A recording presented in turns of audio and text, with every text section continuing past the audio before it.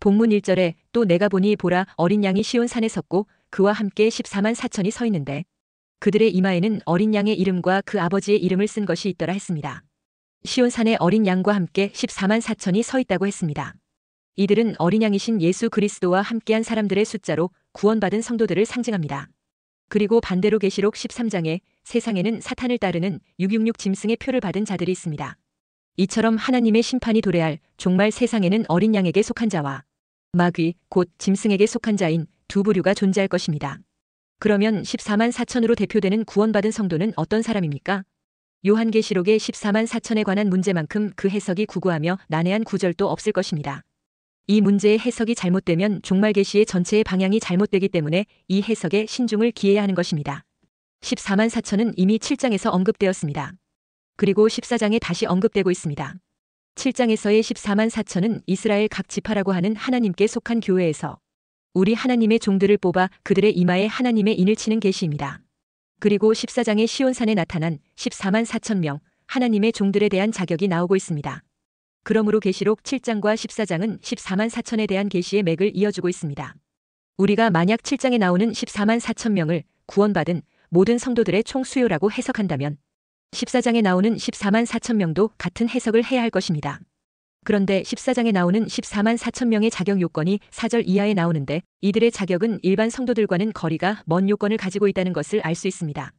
그러니까 이들은 일반적인 성도들과는 좀 구별된 자들임을 알 수 있습니다. 4, 5절에 이 사람들은 여자와 더불어 더럽히지 아니하고 순결한 자라. 어린 양이 어디로 인도하든지 따라가는 자며 사람 가운데에서 속량함을 받아 처음 익은 열매로 하나님과 어린 양에게 속한 자들이니 그 입에 거짓말이 없고 흠이 없는 자들이더라 했습니다. 14만 4천 명의 자격 요건이 단지 어린 양의 피로 그 옷을 희게 씻은 것으로 그치는 것이 아니라 그들의 신앙생활의 행위를 부각시키고 있습니다. 그리스도의 속죄 위에 나타나는 그들의 신앙생활의 행위의 신실함으로 말미암은 자격을 말해주고 있습니다. 바로 이것이 7장에서 그 이마에 인맞은 우리 하나님의 종들이 왜 하늘의 시온산에 올라가 있는 것인가에 대한 성경적인 해답입니다. 인류 종말에 하나님은 그의 백성들을 후 3년 반의 대환난에 떨어지지 않도록 회개시키고자 하십니다.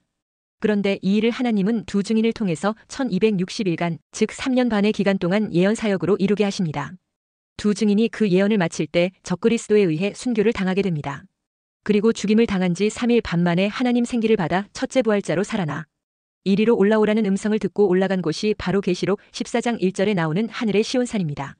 사도 요한은 하늘에서 들려오는 소리를 들었습니다. 그것은 이 3절의 시온산에서 14만 4천의 하나님의 종들이 보좌와 내 생물과 장로들 앞에서 부르는 새 노래였습니다.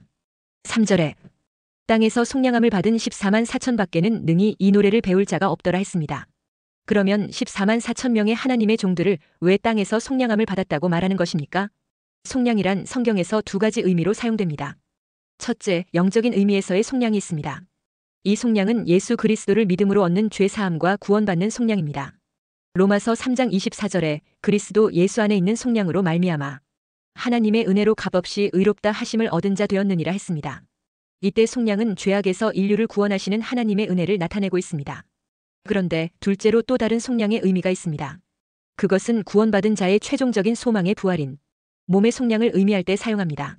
로마서 8장 23절에 그뿐 아니라 또한 우리 곧 성령의 처음 익은 열매를 받은 우리까지도 속으로 탄식하여 양자될 것 곧 우리 몸의 속량을 기다리느니라 했습니다.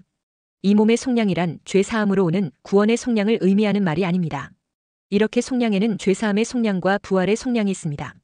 그러므로 여기 14만 4천에게 적용시킨 속량은 죄사함의 속량을 넘어 몸의 속량인 부활에 참여한 자들을 가리키는 속량인 것입니다.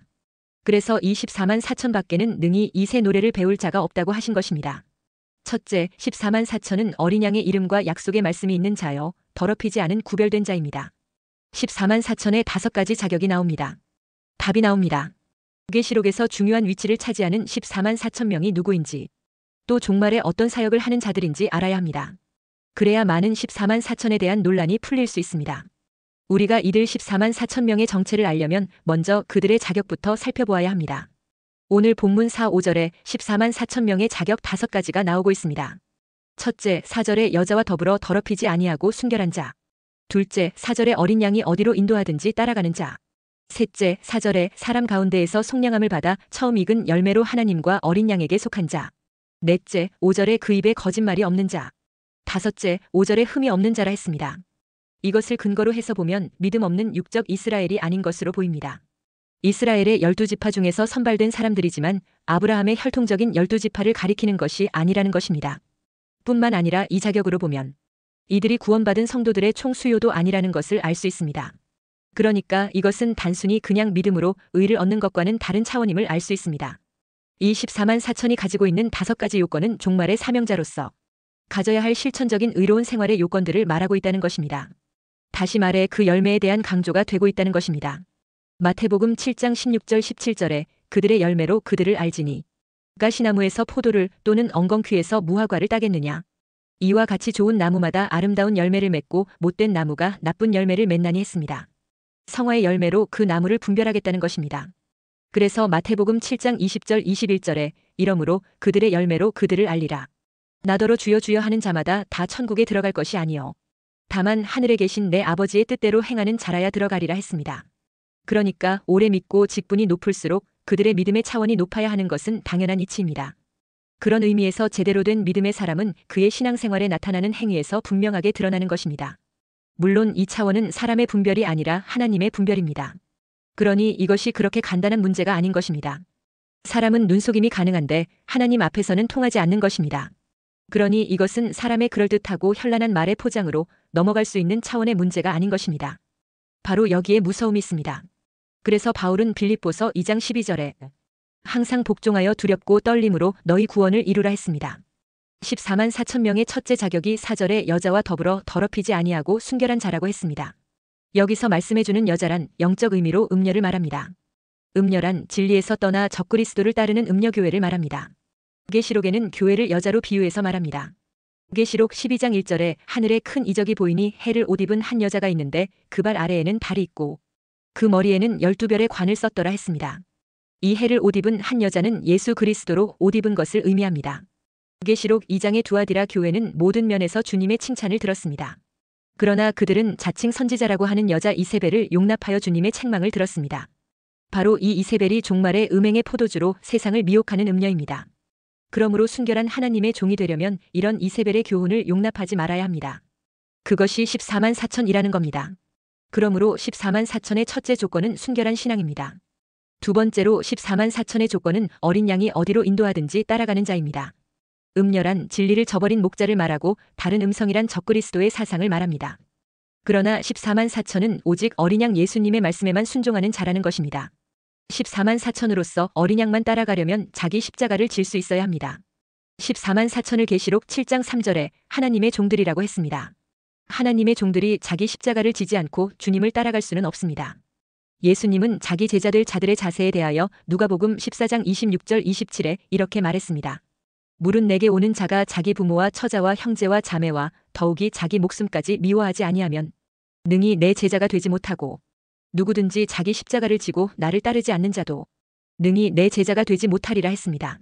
종말의 사명자로 활동할 주의 종들에게는 수없이 많은 환난과 핍박과 시련을 겪을 수 있다는 것을 알아야 합니다. 편호인 종말 계시의 말씀을 먹으니 계시록 10장 10절에 입에는 꿀같이 다나 먹은 후에 내 배에서는 쓰게 된다 했습니다. 그러므로 14만 4천은 말씀에 쓴 잔을 마시는 자들인 것입니다. 그 쓴 잔의 하이라이트는 바로 그들이 순교가 될 수 있는 것입니다. 그러므로 죽기까지 충성하는 자들이 바로 14만 4천인 것입니다. 둘째, 14만 4천 명은 사람 가운데 몸에 속량함 받아 처음 익은 열매인 자입니다. 세 번째로 14만 4천의 조건은 4절의 사람 가운데에서 속량함을 받아 처음 익은 열매로 하나님과 어린 양에게 속한 자입니다. 우리는 여기서 속량함을 받았다는 말씀과 처음 익은 열매란 말씀의 의미를 잘 파악하여 이해할 수 있어야 합니다. 여기서 24만 4천 명의 하나님의 종들은 사람 가운데에서 속량함을 받았다고 했습니다. 여기서 말하는 속량은 죄사함의 구원을 넘어 몸의 속량인 부활에 참여했다는 의미인 것입니다. 그러므로 이들은 부활에 처음 익은 열매가 되는 것입니다. 처음 익은 열매란 첫째 부활로 살아난 14만 4천인들에게 해당되는 말씀입니다. 고린도전서 15장 22절에서 24절에 그리스도 안에서 죽은 자들의 부활의 순서가 나옵니다. 아담 안에서 모든 사람이 죽은 것 같이 그리스도 안에서 모든 사람이 삶을 얻으리라. 그러나 각각 자기 차례대로 되리니 먼저는 첫 열매인 그리스도요, 다음에는 그가 강림하실 때에 그리스도에게 속한 자요. 그 후에는 마지막이니 그가 모든 통치와 모든 권세와 능력을 멸하시고 나라를 아버지 하나님께 바칠 때라 했습니다. 부활에는 3단계가 있다는 것을 말하고 있습니다. 그리스도는 부활의 첫 열매요. 두 번째는 재림시 그리스도에게 속한 자요. 세 번째는 마지막으로 모든 통치와 권세와 능력을 멸하시고 나라를 아버지 하나님께 바칠 때라 했습니다. 여기서 세 가지 부활의 순서를 말하고 있습니다. 여기서는 불신자 심판의 부활을 말하고 있지 않습니다. 구원받은 자의 부활 3단계에는 불신자가 참여할 수 없습니다. 불신자는 최후의 심판의 부활로 서게 된다고 말하고 있습니다. 이것을 예수님은 요한복음 5장 29절에 선한 일을 행한 자는 생명의 부활로, 악한 일을 행한 자는 심판의 부활로 나오리라 했습니다. 그 심판의 부활에 대해 계시록 20장 13절에 바다가 그 가운데에서 죽은 자들을 내주고 또 사망과 음부도 그 가운데에서 죽은 자들을 내주매 각 사람이 자기의 행위대로 심판을 받고 했습니다. 그러니까 우리가 신학적 편견으로 알고 믿는 첫째 부활은 믿는 성도들의 전체 부활이 아닙니다. 그것은 그가 강림하실 때에 그리스도에게 속한 자로서 몸의 속량인 부활에 참여하는 14만 4천이라는 것을 알 수 있습니다. 그리고 계시록 20장 4절 5절에 예수를 증언함과 하나님의 말씀 때문에 목배임을 당한 자들의 영혼들과 또 짐승과 그의 우상에게 경배하지 아니하고 그들의 이마와 손에 그의 표를 받지 아니한 자들이 살아서 그리스도와 더불어 1000년 동안 왕노릇하니 그 나머지 죽은 자들은 그 1000년이 차기까지 살지 못하더라. 이는 첫째 부활이라 했습니다. 여기서 말하는 순교자들의 부활은 모든 성도들의 부활보다 시기적으로 1000년이 앞선다고 볼 수 있습니다. 순교자들은 그들의 귀한 죽음에 대한 상급으로 1000년 왕국에서 왕노릇하는 축복을 받기 위해 일반 성도들보다 1000년간 먼저 부활하게 됩니다. 그들은 예수님과 함께 하늘 군대로 지상에 내려올 것이며 그 후에 부활한 영화로운 몸으로 왕권을 가지고 1000년 왕국을 다스릴 것으로 보입니다. 그리고 여기 5절에 그 나머지 죽은 자들은 그 1000년이 차기까지 살지 못하더라는 말씀은 순교자들 외에 다른 성도들의 부활이 1000년이 차고 나서 있다는 것을 말하고 있습니다.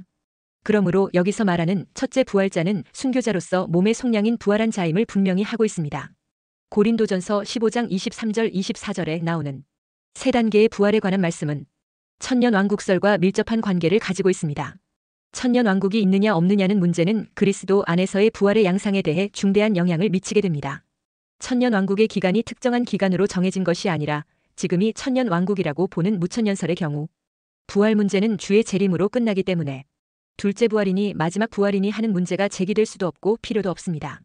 그러나 천년 왕국 전에 예수님이 재림하신다는 전천년설의 경우는 주의 재림이 있은 후에도 인류의 역사가 1000년간 계속되기 때문에 그 후에 있을 부활 문제와 변화 문제가 중요한 문제로 대두되는 것입니다. 그래서 그리스도 안에서 그리스도인들이 누리게 될 부활도 두 가지 종류가 되는 것입니다. 하나는 순교자의 상급 부활로 나타나는 첫째 부활입니다. 이들은 모든 시대의 순교자들로 천년 왕국 이전에 부활하여 그리스도로 더불어 1000년 동안 왕노릇하는 축복을 받을 것입니다. 그 후의 부활은 천년 왕국 후에 오는 마지막 부활로 주님께서 고린도전서 15장 24절에 그 후에는 마지막이니 그가 모든 통치와 모든 권세와 능력을 멸하시고 나라를 아버지 하나님께 바칠 때라 했습니다. 그때의 모든 성도들이 생명의 부활을 하게 될 것입니다. 물론 이때 불신자들의 심판의 부활도 함께 있을 것입니다. 참고로 후천연설은 복음으로 세상이 점점 좋아지고 그 끝에 예수님이 재림하신다는 이론으로 더 악해가는 세상을 볼 때 설득력이 약합니다. 셋째, 14만 4천 명은 5절에 그 입에 거짓말이 없는 자여 진실하고 흠이 없는 자라 했습니다. 종말에 하나님께서 사명자로 쓰실 하나님의 종들에 대해 5절에 그 입에 거짓말이 없는 자들을 사용하실 것이라고 했습니다. 하나님은 진실한 사람을 그의 사역자로 쓰십니다. 환난 날에 증거될 하나님의 말씀은 펴놓인 작은 두루마리 책으로 주의 재림에 관한 메시지입니다. 사탄과 적그리스도를 이기고 짐승의 우상과 그의 표를 이길 수 있는 길은 이 펴놓인 작은 두루마리 책에 기록된 하나님의 진실한 말씀에 있습니다. 이 말씀에는 거짓이 포함될 수 없습니다. 하나님은 진실하십니다. 그러므로 거짓이 있다면 그런 사역자는 스스로가 진실된 사역자의 멍에를 싫어하고 짐승을 택하여 음녀의 길을 걸어갈 것입니다. 진실한 종들은 하나님의 말씀에 거짓말을 첨가하지 않습니다. 거짓 간증으로 감동을 주고 조회수를 올리는 일을 하지 않습니다. 계시록 22장 15절에 이런 자들에게 경종을 주고 있습니다. 거짓말을 좋아하며 지어내는 자는 다 성 밖에 있으리라 했습니다. 진실한 종은 그 입의 말로 진실성이 나타나기 때문에 언제나 거짓말을 멀리하고 진실을 좌우명으로 삼는 자입니다. 그런데 인류의 종말이 가까울수록 사탄은 기적과 이적을 통해서 미혹의 손길을 뻗쳐옵니다. 그러므로 기적과 이적 앞에 무장해제하지 말고 일단 말씀으로 분별해야 합니다. 적그리스도가 나타나면 사탄의 거짓 표적과 기적으로 사람들을 속일 것을 경고하고 있습니다. 데살로니가후서 2장 9절 10절에 악한 자의 나타남은 사탄의 활동을 따라 모든 능력과 표적과 거짓 기적과 불의의 모든 속임으로 멸망하는 자들에게 있으리니 이는 그들이 진리의 사랑을 받지 아니하여 구원함을 받지 못함이라 했습니다. 그리고 종말에는 교회 안에서도 귀신의 가르침으로 미혹하고 그것을 따르는 자가 있을 것이라고 경고하고 있습니다. 디모데전서 4장 11절에 그러나 성령이 밝히 말씀하시기를 후일에 어떤 사람들이 믿음에서 떠나 미혹하는 영과 귀신의 가르침을 따르리라 하셨으니 했습니다. 하나님의 말씀을 진실하게 전하지 못하고 진실한 생활로 진실성을 나타내지 못하는 종들은 끝까지 진리 가운데 설 수 없습니다. 진실에는 인기가 없고 핍박이 따릅니다. 그래서 진실한 종들은 순교적인 사명을 감당하게 됩니다. 이러니 거짓된 종들이 진실한 종의 길을 택하지 않게 되는 것입니다. 마지막으로 14만 4천 명의 종말 사역자들에 대한 자격으로 5절에 흠이 없는 자들이라고 말합니다. 종말의 사역자로 쓰임받을 하나님의 종들인 14만 4천 명은 흠이 없어야 한다고 했습니다. 흠이란 인격적인 결함을 말합니다. 이것은 하나님의 종들의 도덕성을 의미합니다. 이들은 적어도 모든 사람들에게 하나님의 종으로서의 덕을 세울 수 있어야 한다는 뜻입니다. 흠이 없어야 한다는 말은 먼저 마음의 정결을 의미합니다. 하나님의 종들은 하나님이 기뻐하시는 생활과 계명을 지키는 생활에 철저하고 늘 회개함으로 죄나 죄의 유혹의 요소가 마음에 자리 잡지 못하도록 마음을 지켜야 하는 것입니다. 흠이 없으려면 열매를 맺는 종이 되어야 합니다. 하나님의 종들은 양무리보다 더 많은 열매를 맺어야 하며 더 아름다운 열매를 맺어야 합니다. 하나님의 종들은 양무리의 본이 되어야 합니다. 베드로전서 5장 2절에서 4절에 너희 중에 있는 하나님의 양무리를 치되 억지로 하지 말고 하나님의 뜻을 따라 자원함으로 하며 더러운 이득을 위하여 하지 말고 기꺼이 하며 맡은 자들에게 주장하는 자세를 하지 말고 양무리의 본이 되라. 그리하면 목자장이 나타나실 때에 시들지 아니하는 영광의 관을 얻으리라 했습니다. 우리 주님은 양무리의 본이 되는 목자를 기뻐하십니다. 이들 14만 4천 명은 하나님의 교회 중에서 목자장 되신 주님에 의해 종말의 복음 사역자로 선발된 우리 하나님의 종들입니다. 오늘날 교회는 주의 재림을 소망으로 삼고 신부의 단장을 하는 일에 열심을 내야 하겠지만 동시에 기꺼이 순교자의 반열에서 종말적인 사명을 이룰 하나님의 종들이 일어나도록 기도해야 할 것입니다. 지구가 일곱째 대접 심판으로 불로 소멸되면 새로운 그리스도의 왕국인 천년 왕국이 열립니다. 그러면 그리스도인들은 과연 어떤 과정을 거쳐 천년 왕국에 참여하게 되는 것입니까? 그리고 이 문제는 자연히 성도들의 공중 휴거 문제와 연결되어 있습니다. 공중 휴거란 데살로니가전서 4장 17절에 근거가 있습니다. 그 후에 우리 살아남은 자들도 그들과 함께 구름 속으로 끌어올려 공중에서 주를 영접하게 하시리니 그리하여 우리가 항상 주와 함께 있으리라 했습니다. 구름 속으로 끌어올려 공중에서 주를 영접하는 것을 가리켜 공중 휴거라고 합니다. 휴거에는 7년 환란 전이나 중간에 휴거하는 세대주의 종말론도 있습니다. 그리고 환난 후 휴거설도 있습니다. 7년 환난 후 주님의 지상 재림 시에 주의 재림과 거의 동시적으로 성도들의 공중 휴거가 있다고 주장하는 설입니다. 여기서 어느 것이 확실하다고 하기는 쉽지 않습니다. 주님 재림 시 우리가 지상에서 주님을 영접하지 못하고 공중에서 영접해야 할 이유가 무엇입니까? 그것은 땅이 재앙으로 파탄 지경이기 때문입니다.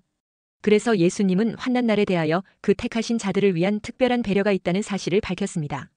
마태복음 24장 22절에 그날들을 감하지 아니하면 모든 육체가 구원을 얻지 못할 것이나 그러나 택하신 자들을 위하여 그날들을 감하시리라 했습니다. 그러면 택하신 자들을 위하여 그날들을 감하지 않으면 안 될 큰 환난이란 요계시록 16장 17절에서 20절에 일곱째 천사가 그 대접을 공중에 쏟음에 큰 음성이 성전에서 보좌로부터 나서 이르되 되었다 하시니 번개와 음성들과 우레소리가 있고 또 큰 지진이 있어 얼마나 큰지 사람이 땅에 있어 온 이래로 이같이 큰 지진이 없었더라. 큰 성이 세 갈래로 갈라지고 만국의 성들도 무너지니 큰 성 바벨론이 하나님 앞에 기억하신 바 되어 그의 맹렬한 진노의 포도주 잔을 받음에 각 섬도 없어지고 산악도 간데 없더라 했습니다. 여기 큰 성 바벨론은 지구 자체를 가리킵니다. 이 끔찍한 지구 초토화 재앙에서 건지시는 방법이 공중으로 휴거입니다. 그런데 휴거 이후 천년 왕국과 연결하는 것이 모호합니다. 그래서 혹자는 데살로니가전서 4장 17절에 그 후에 우리 살아남은 자들도 그들과 함께 구름 속으로 끌어올려 공중에서 주를 영접하는 것과 고린도전서 15장 55절에 우리가 다 잠잘 것이 아니요 마지막 나팔의 순식간에 홀연히 다 변화되는 것을 구분합니다. 그러니까 구름 속 휴거는 부활체가 아닌 육체 그대로의 휴거로 지구 멸망에서 기적적으로 보호하는 휴거로 보는 것입니다. 그래서 회복된 에덴 동산 같은 천년 왕국에서 그들이 후손을 번식하며 새롭게 살아가는 왕국을 이룬다는 것입니다. 그러면 고린도전서 15장의 순식간에 홀연히 다 변화되는 것은 언제냐? 천년 왕국 끝에 일어난다는 것입니다. 그때 천년 동안 잠자는 자들이 나팔소리와 함께 부활하여 영원 천국에 들어간다는 것입니다. 천년 동안은 부활의 첫 열매로 부활한 14만 4천이 육신을 가진 천년 왕국의 사람들 위에 왕노릇한다는 것입니다. 이렇게 부활은 고린도전서 15장 23절 24절 말씀처럼 단계적으로 일어난다는 것입니다. 만약 성도들이 공중 휴거 때 모두 부활체가 되면 천년 왕국에 살아갈 육체는 없는 셈이 되고, 그러면 나중에 일어날 호련한 부활체의 변화도 없게 되는 것입니다. 천년 왕국은 땅을 개간하고 씨앗을 뿌리며 살아가는 곳이요, 가정을 가지고 자손이 번창하는 곳입니다. 그리고 그곳은 또 한 차례의 죽음의 과정과 심판의 과정이 있는 곳입니다.